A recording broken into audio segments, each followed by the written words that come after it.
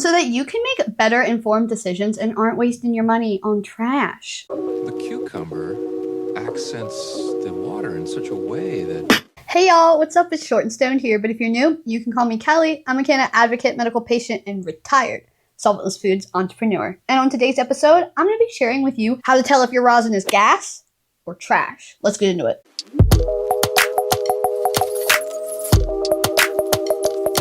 So you may catch in my intro, or if you've known, I'm a retired Solventless Foods entrepreneur. So I know a thing or two about rosin and solventless, particularly how to tell if it's good and quality. I particularly am consuming rosin 90% of the time. I am a fiend for solventless. It is true to taste, not touching any chemicals to extract that goodness, and it has the highest amount of terpenes. I'm going to be sharing with you what I look for when I am purchasing rosin. Now, obviously, not every rosin is going to look uniform. Different hash makers have different processes, and varying lineages have different yields, which can affect the color, consistency, etc.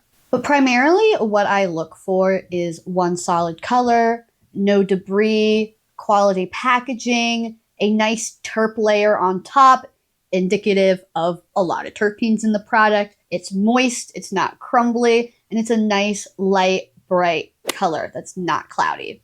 I'm going to be breaking into why though. First, let me show you 3 different jars that I have been loving recently. This is a rosin flight by Shop Hello Mary, and these are 3 different types of rosin, different flavors, different consistencies, but are all fire and gas, in my opinion. All right, so number 1 here. See this terpy layer on there? Oh my gosh, that is so yummy. That is so delicious.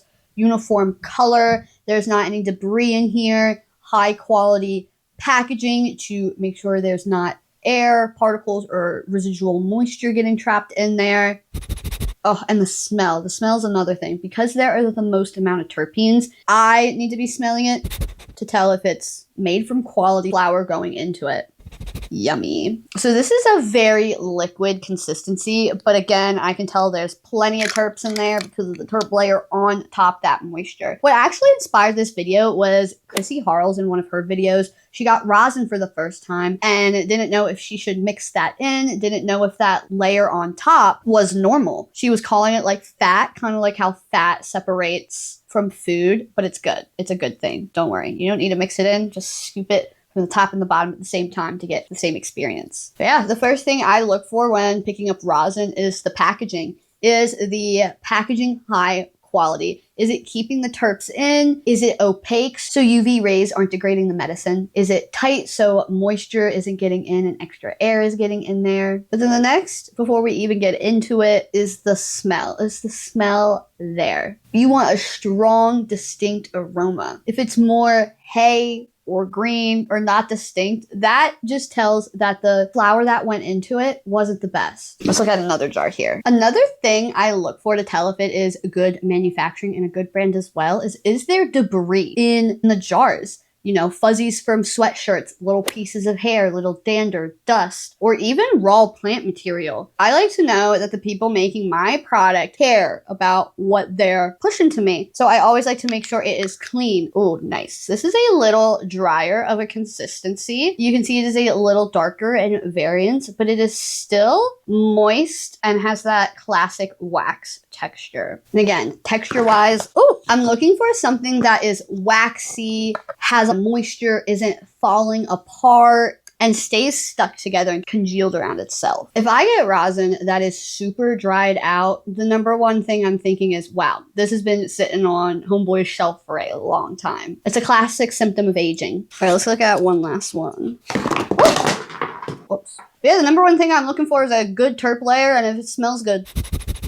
Oh, yeah. That smells so good. Oh, a little more on the drier side, but not exactly so dry that I'm concerned about when this was manufactured. This is still quality product.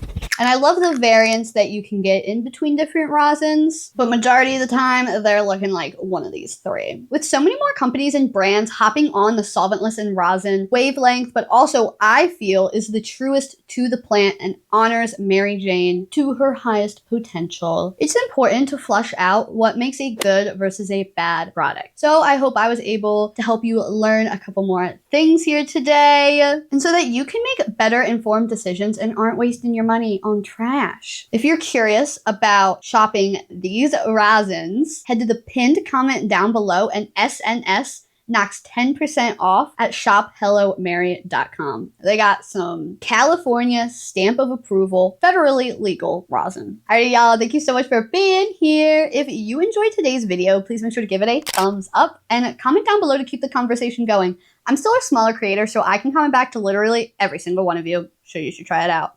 Hey, if you're new, please make sure to subscribe so we can keep hanging out together, and hit the bell icon so you never ever miss an upload.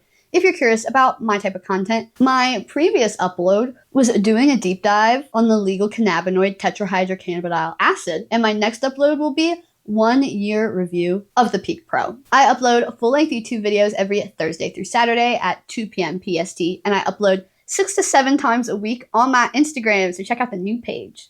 So no matter how you're viewing, guess I'll be seeing you real soon. Peace!